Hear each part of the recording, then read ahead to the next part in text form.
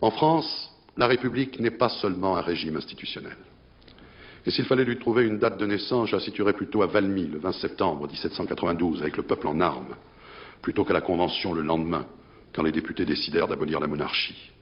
Car la République, c'est avant tout ce système de valeurs collectives par lequel la France est ce qu'elle est aux yeux du monde. Il y a une République française comme il y eut une République romaine. Depuis l'origine, sa maxime est la même. La souveraineté du peuple, l'appel de la liberté, l'espérance de la justice. Elle est inséparable de la dignité de la personne humaine et de son émancipation, de l'état de droit, de l'équité et de l'égalité des chances. Elle est inséparable de la solidarité nationale, de l'ambition collective nationale, de l'esprit national, de l'indépendance nationale. Elle est inséparable de l'État qui, en son nom, doit arbitrer, rendre la justice, attaquer inlassablement les privilèges, combattre les féodalités, accorder la primauté aux mérites et à la vertu. C'est dire que, forgée dans le même moule, la République n'est pas séparable de la nation. Et tout cela, bien sûr, ne date pas d'hier. N'y avait-il pas déjà un sentiment national dans les groupes anti-anglais de Normandie pendant la guerre de 100 ans, quand pour la première fois on a crié à Marseille en 1585 « Vive la République !» contre la Ligue qui pactisait avec les Espagnols? N'y avait-il pas déjà au Moyen-Âge un modèle culturel français dans cette université de Paris qui imposait à l'Europe la suprématie de sa méthode, et quand l'abbé Sugère ouvrait à Saint-Denis le temps de ces cathédrales qu'on n'appelait pas encore gothiques et dans lesquelles toute l'Europe d'alors reconnaissait l'art de France?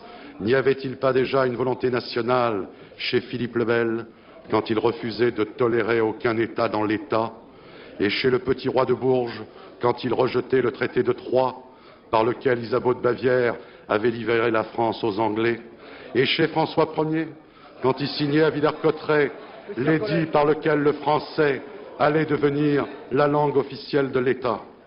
À chaque étape de notre histoire, il y a déjà ainsi un peu de la République. Comme il y en avait quand Napoléon faisait rédiger le Code civil et qu'il disait « Ma maxime a été la carrière ouverte aux talents sans distinction de fortune ».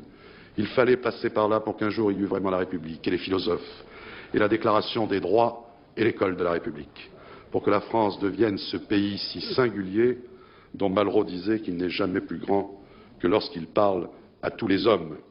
Ce pays si singulier qui, depuis toujours, au fond, se veut plus exemplaire que dominateur. Ce pays si singulier qui, malgré ses faiblesses et ses renoncements, garde tout au long des vicissitudes de l'histoire un statut exceptionnel de guide spirituel et moral. Car il y a indubitablement une exception française. Une exception française qui traduit cet extraordinaire compromis que la République a réalisé chez nous entre la nécessité de l'État et la liberté de l'individu, et qui ne peut s'accorder avec la normalisation, avec la banalisation qu'on veut imposer à la France au nom de la logique de Maastricht.